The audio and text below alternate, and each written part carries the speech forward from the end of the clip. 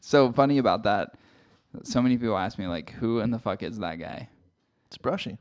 It's Brushy One String. Brushy Run String. Also, the really strange thing about, like, who he is that he's not super well known, but not also really unwell known.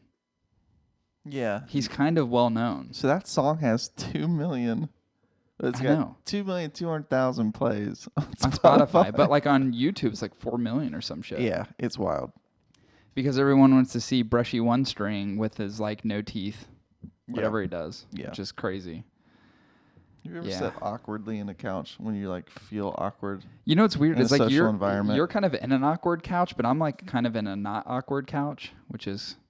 What is this? What is this with dogs on this couch with me? Well, also, so anyone who's watching it is going to see Thomas, who is my prized possession of a dog.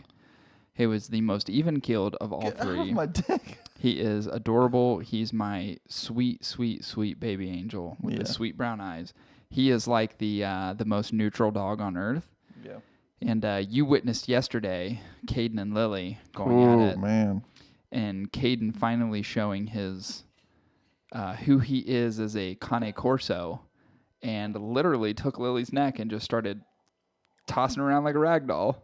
Yeah, it was terrifying. It was a bit terrifying, and I think both of us put our hands in like the bite zone, and it was like trying to pull them apart. Well, Lily's my baby, so like if it were like, let's say hypothetically it was push come to shove in that situation, I would have strangled out Caden in a second. Yeah, because Lily is my girl. Yeah, and I would have helped you. Yeah, and we would have buried him or eaten him. Yeah, but he doesn't have a lot of meat on his bones, so we probably had to bury him. Yeah. But he is he's a brute. He's a brute, man. He is a fucking monster. He's actually been really good. He's a sweetheart, but there's something about Lily that triggers him. Well, just even earlier, he went to run down the stairs, and Lily was like doing her, so my female she's like a herding dog. She's like essentially like part sheepdog. Yeah. Like that's what she does. She's done it to Tom his whole life. Mm-hmm. Like if he tries to walk a certain way, she will bump up against his other side to keep him on track. So she's very good about like, she'd make a great cornerback in the NFL. She's good at keeping things in front of her and moving and manipulating. Yeah. Well, she does that to Caden pretty much every day. And earlier, so you saw the wrath of Caden yesterday on Lily. Mm-hmm. Earlier tonight, she is standing at the bottom of the stairs. Caden goes to run down. She herds him and literally bit the fuck out of his neck.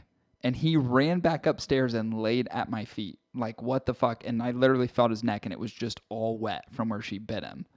And I was like, what the fuck? Yesterday, he literally could have grabbed her, carried her outside, and murdered her if he wanted to. Yeah. And today, she bites him in the goddamn neck, and he cowers and runs upstairs and lays at my feet. Like, what the fuck? What is happening? It's so strange.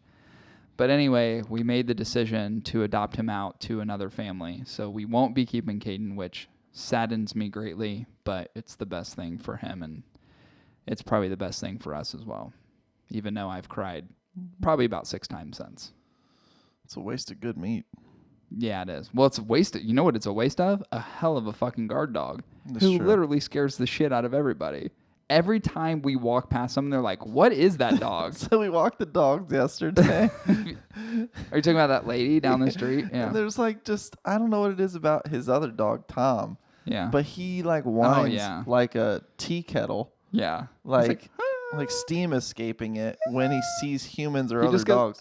And he like lunges. Yeah, he does. So he's like, and I literally had to like pick him up like a fucking grocery bag. Yeah. Like hold him up in the air. Yeah, because he wears a harness. So you can lift him in the harness so he can't basically put his 4 feet on the ground to run. So whatever coolness or like badassery he's trying to evoke to another dog, he looks pretty fucking silly when he's like...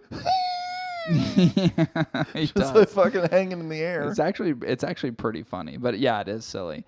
You know what's weird too is like yesterday was an anomaly because he was doing that with people too, which he never does. So something just set him off. I think it was yesterday. with me walking him. He's just not like. I mean, it could have been, but I don't know. This still would be really strange. Because even I was going. Human.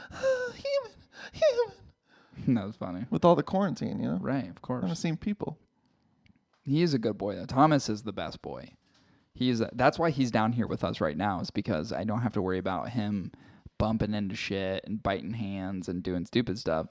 He just, actually, I was going to vacuum that over there earlier, and he's taking care of it for me. Ew. He's literally eating everything off the ground. It's wonderful having a street sweeper as a dog. I like how 80s mom bum look I look today. Yeah, you do. You also have a slight rip in your shirt, which I don't know if is intentional or unintentional. I feel like it's unintentional. It was unintentional. The hole started unintentionally, and I made it bigger thinking it would look cooler, and it's just a hole.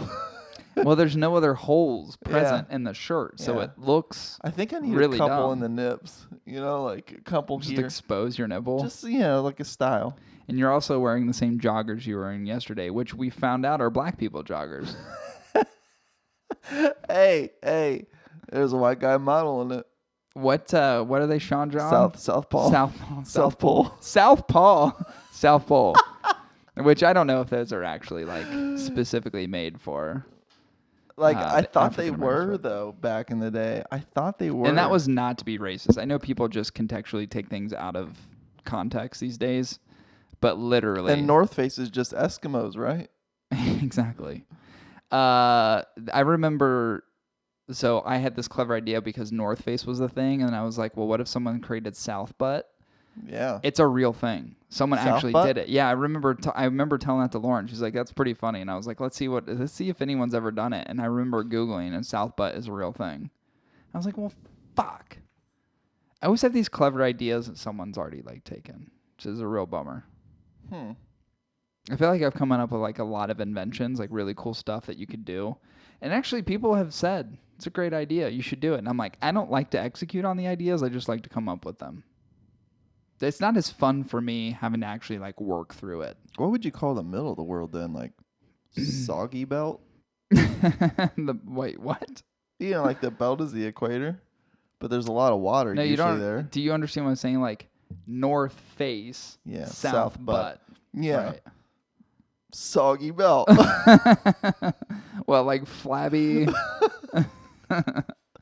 Yeah, I don't know what you call that. I don't know. First, I didn't know where you're going with that. I was like, what? What are you talking about? Fucking weirdo. Yeah, so it's been, dude, this week has been so strange. But I think the light is at the end of the tunnel. I don't remember if you saw any of this yesterday. You left before we had a chance to talk about it, but I looked it up. That they're making the recommendation to start opening up businesses May 1st. So in Ohio in particular, some states have extended it. But Ohio, we've minded our P's and Q's for the most part. We've been good boys and girls for the last 3 weeks. Kentucky, Indiana, Michigan. Yep. So we're starting to, May 1st will be some conditionary rounds of opening some things back up. Of course, people are going to be wearing masks. You're going to do social distancing. But businesses will be able to open back up. Bars, restaurants, and so on will be the first to come back. Along with some of the other, what you would consider non-essential, essential businesses. Bars, to me, are essential businesses. I can't wait till people start wearing face dresses where they're just half burkas? masks, but they're just hanging down tassels so they can feed themselves underneath it. I think the world is going to change quite substantially, especially over the course of the next 6 months. I think people are just, even when I went to Kroger earlier, the amount of people with masks, and I remember there was one person that coughed inside. It was right when you get carts, and everybody was distancing themselves, and it could have been allergies, right? Seasonal allergies, who knows? But that kind of trepidation, I think, is going to continue on for at least a period of 6 months until people get a level of comfort back. But what I would do is I would hope to have people be encouraged by the fact that bars and restaurants are opening back up while being safe.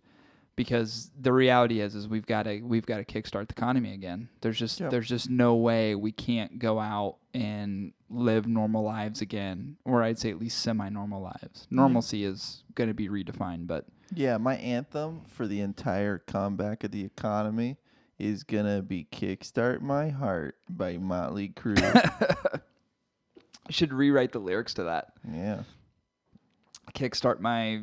We can't say economy because there's too many syllables and it doesn't rhyme, but you could certainly do something else. Yeah, I don't know. I think it'll be nice though. I wonder when Because I remember when hockey shut down, like the whole condition of playing hockey was like, it was based upon what the complex said. It wasn't even like state regulatory. It was just like, this is what we're going to do. Yeah. So based upon this information, I'm curious to see what they're going to do because I'm missing hockey so desperately. I am too. I mean, it's literally murdering my soul not being able to play. I was just going to take off one session and then I was going to get right back to it. Yeah, but the thing is they're continuing our session. So when it comes back, I was in the middle of a session. But I mean, Mondays may come back, but it's like my Tuesday league is still going to be I wonder playing. if they'll do that with the goddamn volleyball. I don't know. Oh, that's a good question. I don't know. Like whether to extend that volleyball season or not. Yeah. I don't know. It depends on how interrelated that is to school. I think that's going to be the telltale. Because I don't know if that's intramural, if it's like school. I mean, either way, I'm excited just to be back on the rink because it's causing me a lot of what I get out of me in terms of like anxiety and stress and energy. It's great for that. Is hockey. I mean, it takes care of all that shit, and I've just not been able to play. Did my anxiety actually kick in after I stopped playing? Could have been. I think it did, right? Because I stopped drinking coffee. I'm no therapist, but I just stopped drinking coffee. It's around the same time frame. Holy shit. You have no way to exhaust your energy. Now you could, you just choose not to. I tried beating it real hard. Don't you have a gym at your apartment? It's closed. So you can't use it? Social distancing? Mm-hmm. You can't even like talk to the ladies in the leasing office face to face. Are you serious? Mm-hmm. What do you have to do, call them? You have to call them, and you can drop shit off at the door. That's interesting. Yeah. I went to Menards the other night and had those big glass cases up, which are really hilarious. And one of the contractors that was working on my house, he sent me a meme on Instagram because they started putting up those glass barriers at grocery stores, and it was something like along the line: if you're a hockey player, how hard is it for you not to check somebody into these glass windows? I'm like, dude, I hope someone does it because that's exactly what they look like. Yeah. Just these glasses. And they had those at Menards. I had to go get some paint. And they were doing the whole 6 foot thing. And then while I was there, I got the little paint thing. I think Lauren was telling you this yesterday, where I made up a thing called social distancing, where you literally can pull your dick out and just flop it around. And that will then deter people from coming in within a 6 foot radius. Got to be a dick's distance away. Yeah, a dick distance away. Distancing. So I feel like if you're a guy, you could practice that with probably no repercussions right now because you're literally trying to ensure the safety of others around you. I would like if mine was long enough to turn mine into a walking stick. Dude, mine is like, you know those little hats with the little propellers on top? Mm-hmm. Like if I did the helicopter with my wiener, it would be like the size of one of those little propellers. I mean, it's arguably smaller than Tom's wiener, and Tom's got a small wiener. I have a bunch of warts on mine. It looks like the mushroom from Mario. I'm just kidding. No woman would take me if my dick looked like a mushroom. No one would take you if you had warts on your dick either. Oh, that's true. Like, fuck the mushroom. That's true. You got warty warts. Oh, man. Anyway. It's just a good time just to relax, you know what I'm saying, bro? Yeah. I would like all of you to sit there for the next 5 minutes in silence. We're not going to speak. We're just going to be in silence. Don't speak. I know just what you're feeling. No doubt. Yeah. So please stop explaining. I mean, I know you tuned in to listen to us talk. Yeah. But there was no agenda. No, there really was no agenda today other than the review that we have coming up. But outside of that, it's been a crazy week. I feel bad for people who aren't busy because I feel like the people in the world right now that aren't busy want to be busy. I am so fucking busy. Yeah, you're busy. I'm insanely busy. It's like, it's crazy. I mean, I feel lucky and I feel thankful and I feel blessed for the fact that I am. Yeah. But I certainly don't have the problem that most people have right now. Like, I am so over inundated with things to do that I can't even, like, stuff that I want to do around the house, I don't even have time to do those things because I'm so busy. Yeah. And I literally work from home. Yeah. So that being the dynamic is so strange because I'm like, I need to do this. And I needed to paint that, Or the stupid Lowe's driver bashed into my fucking house. Yeah. I went to paint that today and literally was like back to, like, there was a point in time today where I was on calls back to back from 11 to like 2. And I finally, after 2, I went upstairs and Lauren's like, have you been on calls this whole time? I'm like, literally this entire time. Like, it's just been crazy.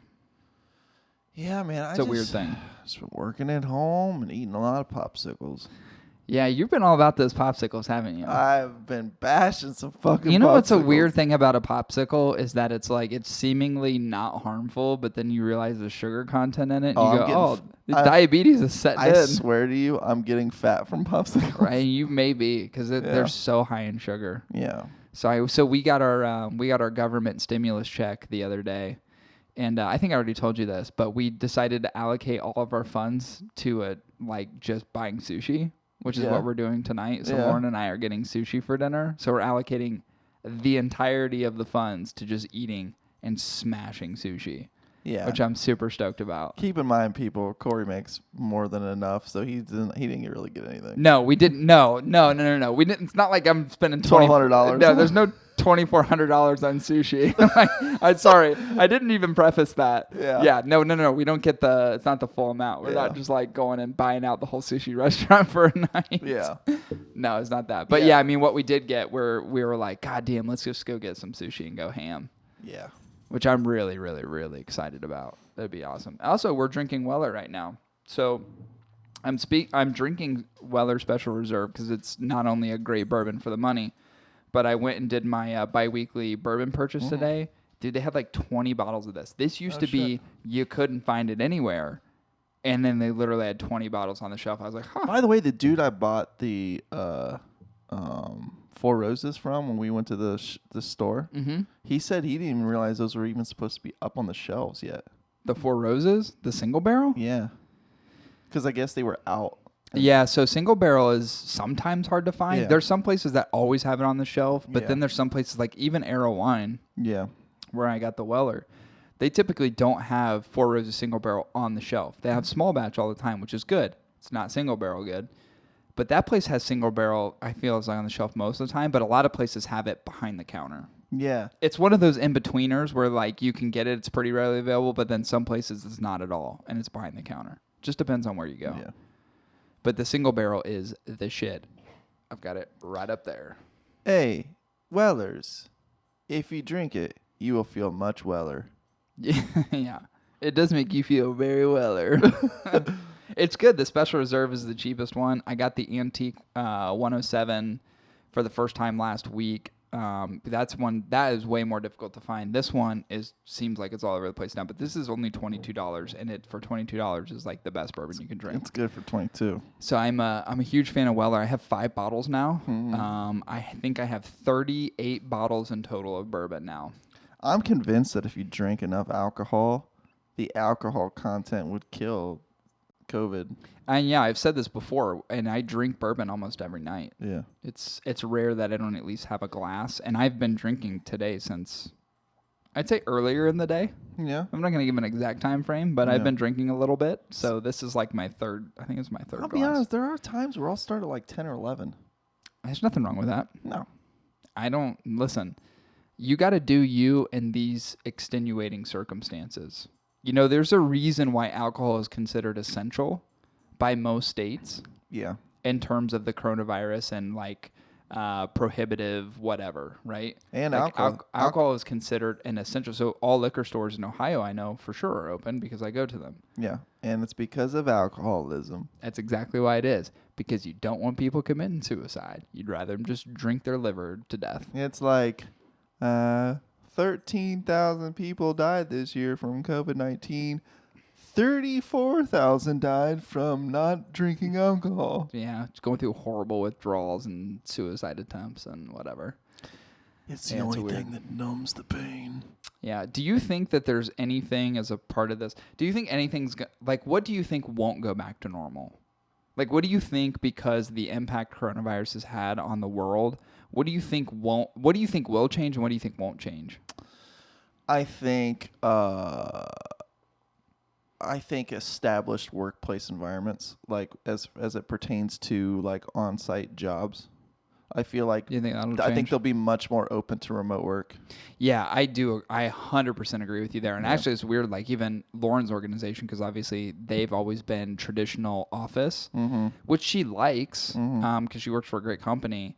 Like they've even that thought process has already begun. Yeah. Like how do we allow some flexibility in the fact that like people should be able to work from home. You'll see a lot more people working from home. Yeah, for sure. I wouldn't say the full week, but they'll limit location hours probably. And some might even just adopt remote work because it's expensive to have a facility. Yeah, it is. It's very expensive. Yeah. I mean, Dad used to work for Nationwide. I remember they got rid of all their facilities. All of them. Everybody started working from home. Unless you were at corporate, you worked from home. Yep. Or if you're an agency, you rented out your own space. They sure did. I think everything else over time will get back to normal. What do you think about handshakes? It's for sure going to happen. You think it'll go back to normal? Yeah, I've already hugged people. Yeah, I've hugged people too, but the handshake's a weird one because people touch their faces, you know? Yeah. And you've got maybe like sometimes Listen, bro, I touch a lot of other things with these hands too. Yeah. So keep that in mind. You think you know, I always thought it was a weird thing for a girl to shake a guy's hand. I've touched my dick with my hand. I've touched other dicks with my hand. I've touched my butthole. Like you think just because I wash my hands. Have you ever accidentally touched your butthole? I've purposely touched my butthole, and there's been times where I've accidentally touched my butthole. I have, and the accidental approach is way weirder. I've accidentally bent over in the shower drain where you pull it up to get the shower to go. The stem. I've actually sat on the stem on the drain faucet to the shower head. How was it possible? Did you fall on it? I was bending over just to pick up something and it just kind of the drain. It just kind of kissed your anus, and it shut it. Went, and then it immediately turned the water. It turned the shower water off, but it did go up the butt cheeks a bit. Yeah. That's hilarious. Yeah, I think it's because it's like shampoo dropped right at my feet for whatever reason. Right. I bent over just standing right underneath the shower head. Right. And when I bent over, I did like a squat. I squatted right on top of the shower thingy puller thing. Do you think so one of the things that's been strange for me being quarantined is that I don't shower as often because I'm used to working out at the gym every day, which prompts my shower behaviors. Yeah. But because I've been so busy and I've been so inundated with other things to do, sometimes I just forget. Like I'm like, when's the last time I showered? And so there's been numerous occasions where I can start smelling myself, which I'm not a smelly person. It takes a lot for me to smell. And I'm not saying that like, oh, I don't smell, I don't sweat. Like, objectively, I'm not a smelly person. It's just, I'm usually very hygienically sound. And I'm not like one of those people that just smells. Like, some people just don't have natural BO. The one thing, that person. The one thing that always naturally goes first on me is the balls. The grundle. And it always smells like a bag of old Fritos. That's disgusting. Me, it's been in the pits more lately. Oh. Because the other day, I was like reaching for something, and I was like, whoa. Holy shit. And I was like, when's the last time I showered? It's bacteria feeding on all your proteins. But also, I don't like wearing deodorant, traditional deodorant, because it irritates my skin. The aluminum? And I don't have like the organic deodorant. Yeah, I do. You should try them if you haven't. Hey, I should. I know I should. I just haven't done it. Yeah. But yeah, so I don't like to wear deodorant, but like even the other day, I was like, woof, that's terrible. Yeah. I immediately had to jump in the shower. So I'm a very hygienically sound person. I am too. I like to be dirty. I like to keep the nether regions clean. Yeah, for sure. Yeah, you got to get those balls and anus, man. Listen, those are priority. The goal is to get a lot of miles on these things, and the only way you're going to get a lot of miles on these things is by taking care of it, doing the maintenance. That's true. I'm hoping these regular oil changes. Yeah, I'm hoping these things get over 500,000 miles before I gotta trade it in. You know, it's funny. I don't even know what we're at on time. What does your timer say? It's pretty close. Okay, so here's what we'll do. We'll take a quick break, and we do have a review. It's already been said what the review is because I always pre-record it. We should always pretend like you didn't pre-record it. Well, I usually do. Oh, well. I usually pretend like, what are we going to review? But it is the Tatuaje Havana VI. Havana VI. So there was 5 other ones before this. Yeah. Keep that in mind. That's what Kelly and Conway said about COVID-19. Did you see that? Okay, we'll talk about it. Okay. When we get back into it because it's hilarious. All right, we're going to take a quick break. We'll be back with you guys in just a minute. Hang tight. All right. I think we're back. should probably put my headphones on. There we go. Now I can hear. I can hear everyone. Where did my phone go? Oh, there it is. Over. It's in my asshole. Somewhere where it's straight on my rectum. Anyway, so Kellyanne Conway. Yeah. Brilliant woman. Who is like brilliant physicist. Yeah, she's part of Trump's advisory board. Oh, yeah. Or whatever the fuck she is. She kind of has a weird lazy eye. But she was she was on Fox News. And someone asked a question about COVID-19, and she was like, well, duh. Basically, it's 19. We've dealt with it 19 times, thinking that it was the 19th iteration of this virus. And really, all it was the fact that it was born and literally came to fruition in 2019. The first case of it was COVID-19. Yeah. She had no idea. So she's trying to speak intelligently in front of a panel of people about the severity of this and opening up the economy and whole thing. That was what she was doing, and she had no idea what it meant. Yeah. And I'm like, well, that doesn't help. It's called COVID-19 because it is a covert operative identity of a virus, and it's happened 19 times. Yeah. Fucking a retard. I never liked her anyway. She's super cunty. She's a bit weird. Yeah, she's a strange bird. A bit socially off. Yeah, she just That's what it is. I don't know. I never even knew how she became a part of that whole thing. She doesn't seem very personable, even though I know she has a family. Yeah, she seems robotic almost. Yeah, it's very odd to me. Like she's one of those people. You know what she's like? She's like the Garth Brooks of politics. Yeah, did you see his latest interview? No, I can't even watch him. Matthew McConaughey is on his way there. Yeah, I follow Matthew McConaughey very closely. Yeah, he's close. He's up there. But Garth Brooks he's just too far gone. All right. Garth Brooks he's literally off his fucking rocker. Well, Garth talks about like the pursuit of like happiness and careers. Isn't that a movie? And drivenness by representing like an arrow. He's like talking about he's doing these like weird. He's so far removed. Dude, I would just be like, I'm out. He's so far removed from normal human thinking. Like you could tell he's like mimicking. He's seriously like a psychopath. He's weird. He's so robotic. That is like trying to blend in. Like he can't. But he's not good at it. He can't connect with people as people. Yeah. That's why he's so robotic. Yeah. It's weird. It's like he's AI almost. He's like there's something off. There's like his symmetry is off. Yeah. Which is super strange. Yeah, he is a fucking odd weird, bird. Man. I have always said this. People are like, Garth Brooks' music is great. Oh, he's the best country artist ever. I was like, do you realize at one point he was Chris Gaines? He was an Australian pop star. He created an alias. He got so big as a country music artist, he decided to be a whole nother human being. That is real. Look it up. Look up Chris Gaines. Chris Gaines is Garth Brooks, who is an Australian emo pop artist. He's bald, by the way, and he's got this swooped over haircut. Oh, I love it. That is not a fucking exaggeration. He does kind of look like Chris Gaines. He is Chris Gaines. Damn, bro. How did you not know that? You get this conspiracy. See, this is what It's not a conspiracy. He is Chris Gaines. This is what you get when you're on the hot ticket. You just you go down the rabbit hole. You go down to the like fucking... this? Oh, yeah. Show me a photo. That's Garth Brooks. Chris Gaines is Garth Brooks. It literally, if you Google Garth Brooks, Chris Gaines, they're the same person. They pretty much are. Chris Gaines was a one-off fictional rock persona created as an alter ego for Garth Brooks to explore musical styles far removed from his success as a country singer. They are the same person. He's admitted, I was Chris Gaines. That's what I did. I tried to explore a whole nother thing. He tried to be another human being. That's not the most fucking robotic thing you've ever heard in your life, I don't know what it is. Dude, assimilation, right? Dude, it's weird. He tries so hard for human connection that he can't connect to humans. It's very weird. He probably lives a very lonely life. It's what an alien would do to fit in. 100%. Or lizard people. If you believe in lizard people. Conspiracy theories. Here they come. Yeah, lizard people. For sure. Dude, is that not weird though? That's wild, He tried to be a fucking pop star. He released an album and everything. He had this you saw the picture. Yeah. Look at his fucking emo haircut. It's for sure him, yeah. He's bald. He doesn't even have hair. And then you put hair on him. He put hair on himself and became Chris Gaines. Like an emo haircut. Like, is that not the strangest shit you've ever seen in your life? Yeah, it's very odd. Dude, he is. I swear to God, there is no doubt in my mind Garth Brooks has killed at least 20 people. Oh, he's killed people.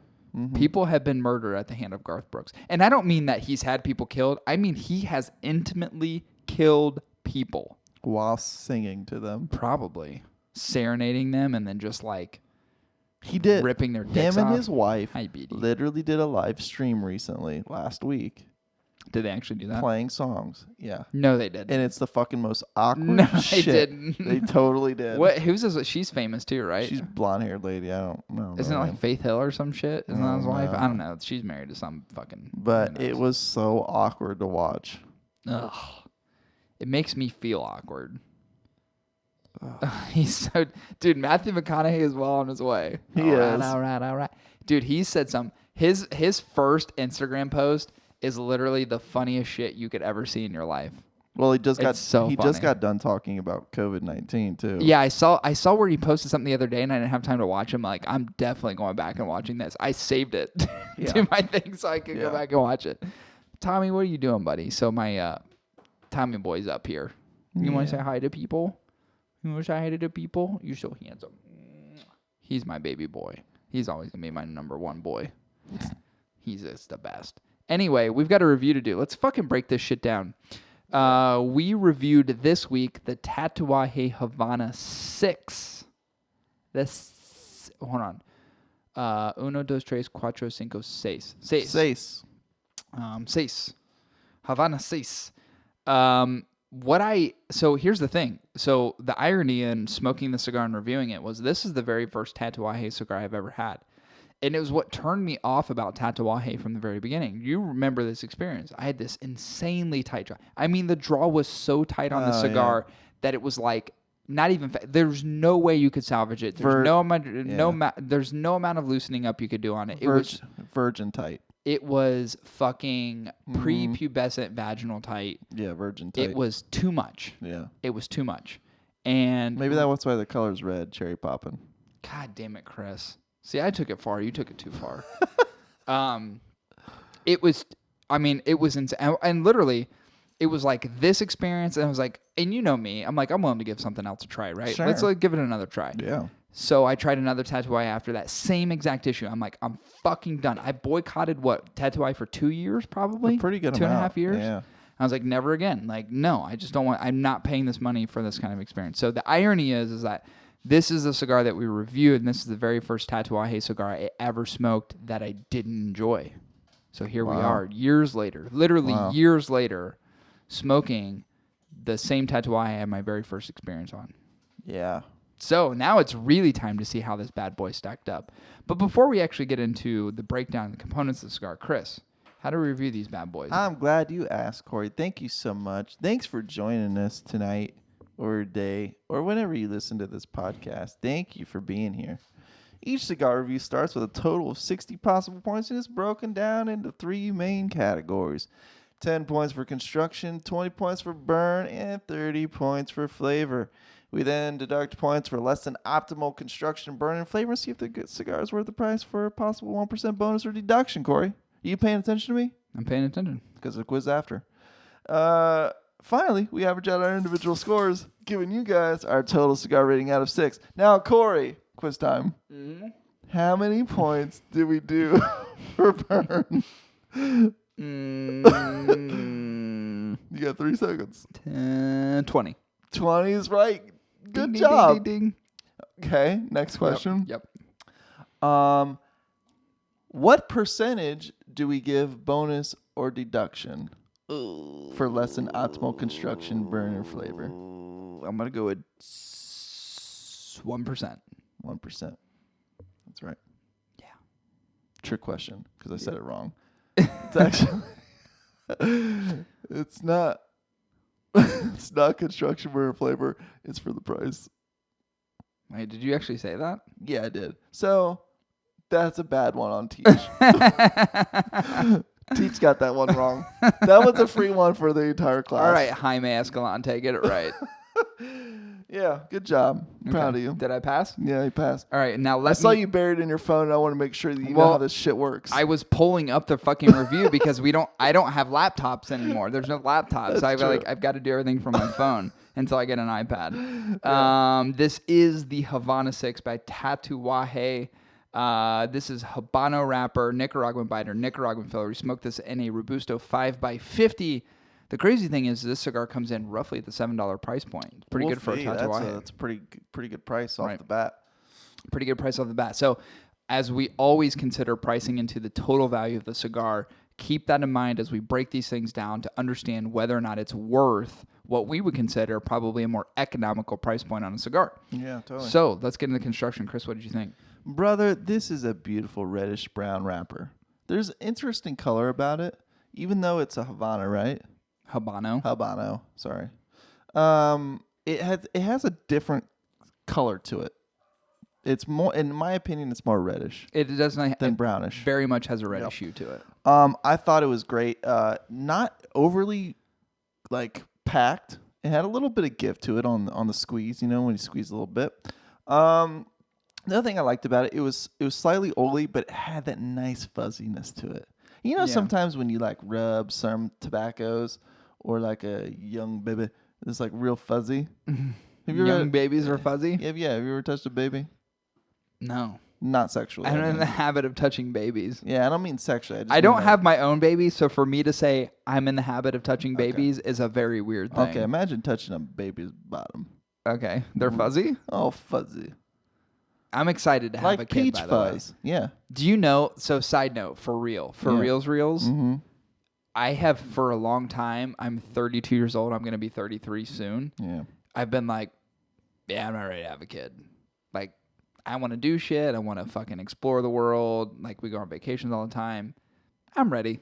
Yeah. I want to have a kid now. It's a good thing. I'm very ready to have a kid. It's awesome to have a kid. Real talk. Anyway, continue. But yes, kind of soft and fuzzy, like a baby's bottom. I used to always say smooth as a baby's butthole, and people would literally go like, "What?" Like, because they're used to saying smooth as a baby's bottom. I would say butthole, and then people would look at me like I'm fucking crazy. Yeah, but overall, the construction is great. It has a really great triple cap on it. Yeah, I thought it was a very, very well constructed cigar. Do you know why it has a triple cap? For people. My quiz to you, sir. Oh. For people that like going real deep, or people that just play just the tip. It has a play into the name. Oh, it does. What is Havana? Havana 3. It makes me. It reminds me of the Camila Cabello song, who is literally gorgeous. If my wife ever died. Yeah, she's gorgeous. I'm going hard in the paint. And she's real young. Going on hard in the paint. Yeah, but she's 21, or she's 20 at least. She's of legal age. Oh, yeah, that's true, I guess. Maybe not to drink alcohol, but to consume other things. I dip my candy cane into that chocolate, you know what I'm saying? She has a song. It's Havana Unana. That whole thing. Yeah. She's Cuban. Did she just say banana? Yeah, I did. So she's Cuban. Mm-hmm. So what does that mean in relation to the cigar and the triple cap? Oh. Triple caps are traditional to Cuban cigars, Chris. One of the reasons why this is called the Havana. God, you're killing me.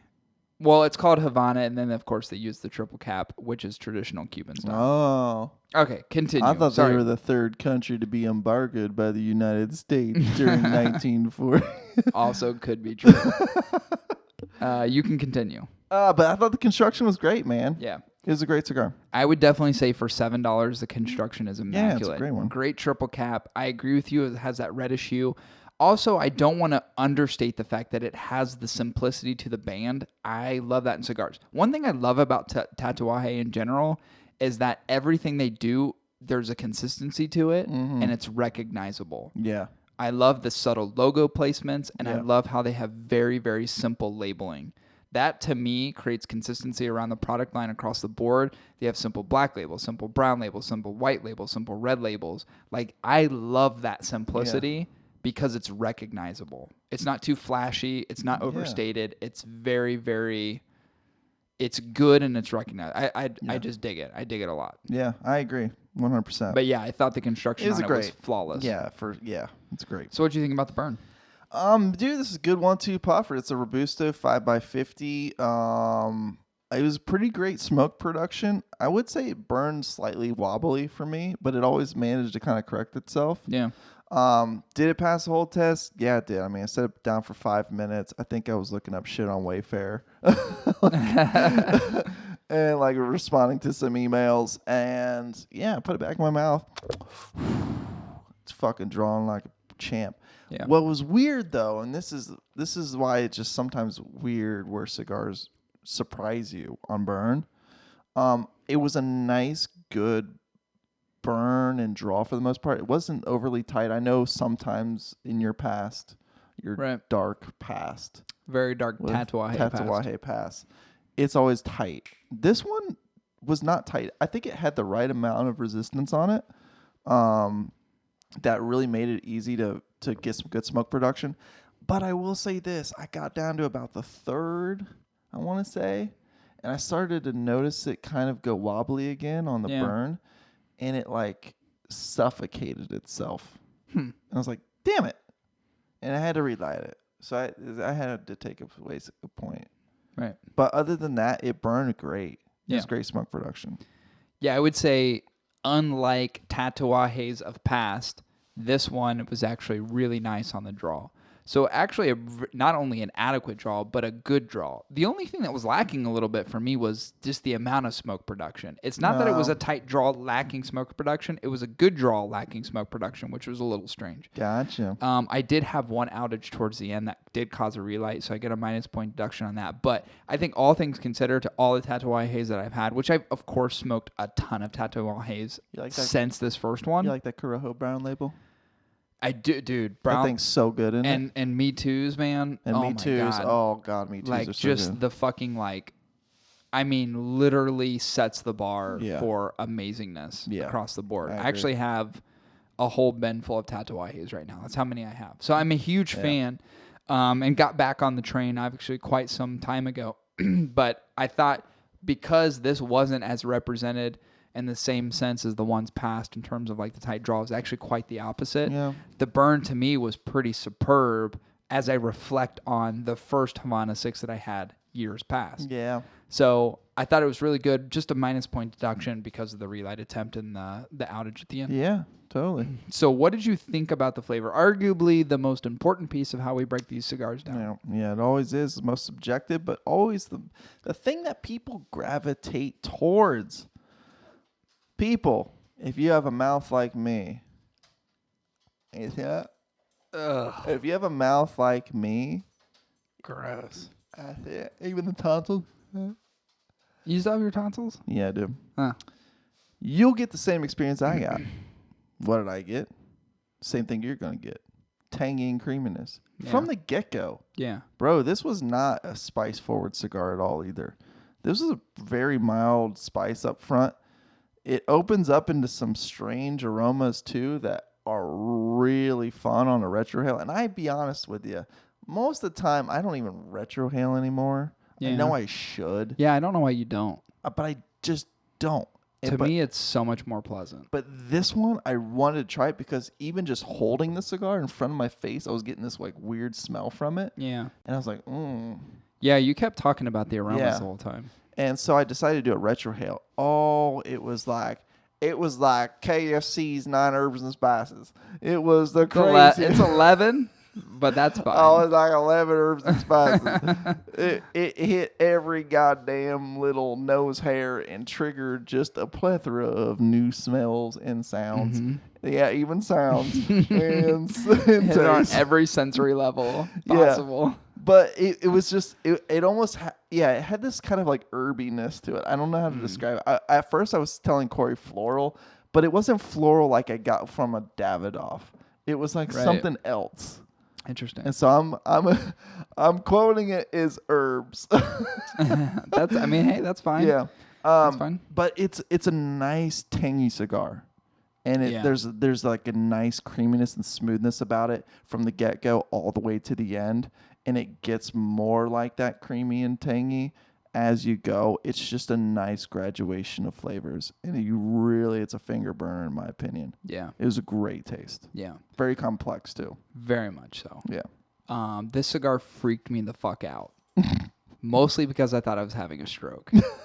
Because I thought there's no way possible that a cigar could change up as much as it did in so many different layers throughout the cigar. Yeah. I thought it was very strange to me. So like for me, one of the things that I thought was crazy is like you get the pepperiness, you get the creaminess, you get the sweet, and everything seems to go back on a rotation.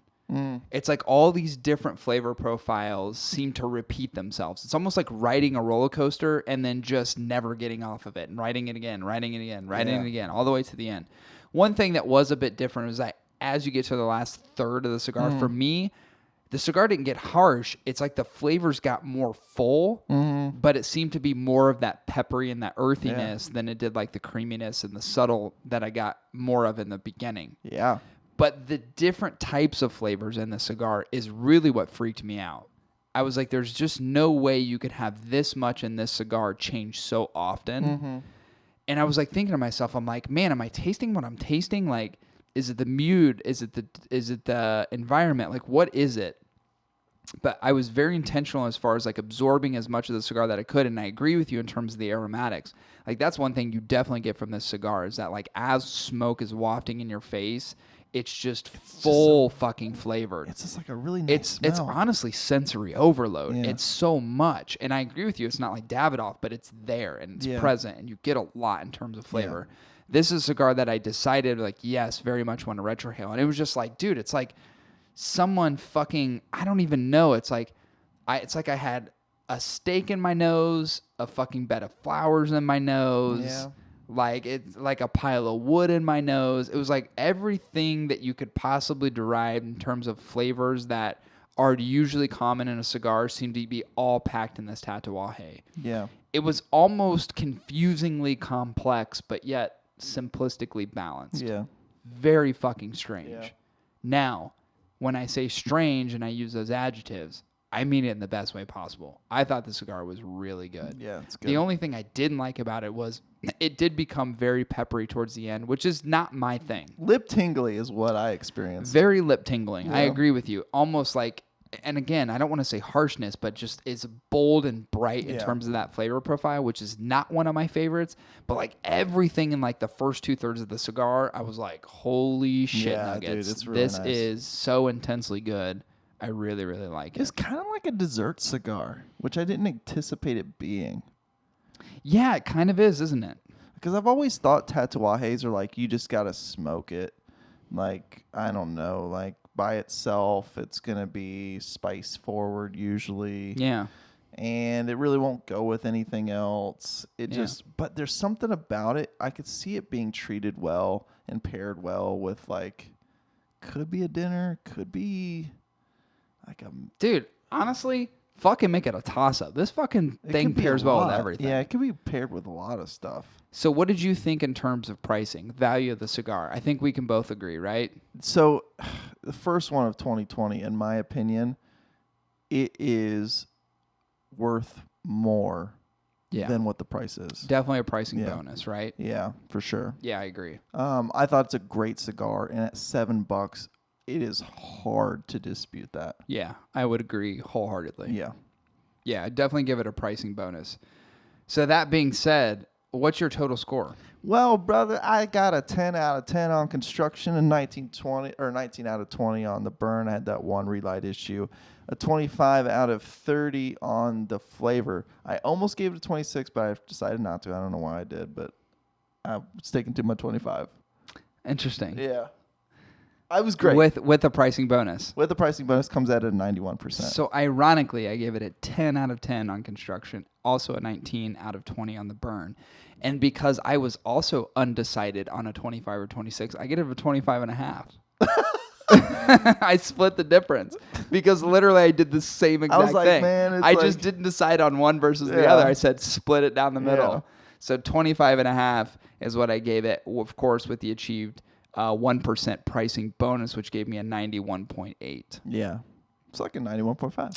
I would say for a $7 cigar, that's a great score. This is an insanely good deal and hard to beat. And you know what? It's weird because I boycotted the brand so long because of some distasteful pleasures that I had in the cigar years past. But it's like I've reacclimated myself to Tatuaje over the course of like the past couple years.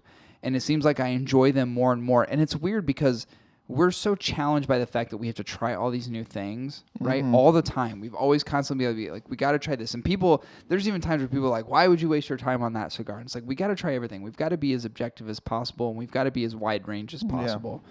But I always love coming back to a Tatuaje. Yeah. Like, it's one of the ones that I look forward to the most coming back to, where it's like, hey, we haven't had a Tatuaje in the rotation in a while. Yeah. Let's get back to a Tat. Yeah, because I think the bell curve on cigars is really. Did you like the I think it's really inaccurate. Like, if I could get away from like anything at a 90 or above is considered standard, I would, because I think the only way to change that is you do what you just said, which we got to understand where the floor is, right, and we got to understand where the ceiling is. Of course. So we have to literally create that smoke it all. Yeah, because if you just stay in one band. Right. You're going to have a really skewed perspective across the entire spectrum. 100%. You got to smoke the shit. You got to smoke the garbage, and you got to smoke the great. Yeah, exactly. And sometimes the garbage isn't garbage, and it's great. And sometimes the great isn't great, and it's the garbage. Exactly. Happens all the time. Some things we've been pleasantly surprised by. Yeah, and so if you were like Cory a few years ago, where you didn't like Tatuaje, don't be a Tatuaje. Just give it a chance. You know, pick up a Tatuaje. Don't be a Tatuaje. Just pick up a tat at your local B&M and give it another try. I would say this is a great entry cigar. $7. You're not gonna be. Oh, there's no disappointment. You're not gonna be disappointed with unless $7. You get a really tight draw. Yeah, then you'll be disappointed. And then if you like that, graduate to that brown label, man. That brown label is something fucking else. It is something else. Yeah, there's some really good ones. I actually have some up in my humidor, and actually those are the ones that I was thinking about doing in terms of Tatuaje in this episode. And I was like, no, let's do these fucking Havanas. Let's get in that $7 price range. Let's stay out of the $15 price range. And let's go with something a little bit more economical that I think people could sink their teeth into if they'd never tried Tats before. Yeah, for sure. All right. Good episode. Let's conclude it. Thank you, Weller. Thank you for being a wonderful sponsor. We enjoy your bourbon greatly. You're just fantastic. If you drink Wellers, you're going to feel much weller. They should use that as a slogan. They're missing out. Thank you, everybody, for joining us on this episode. This is 146. We'll be back at you next week with 147. See you, everyone. Bye.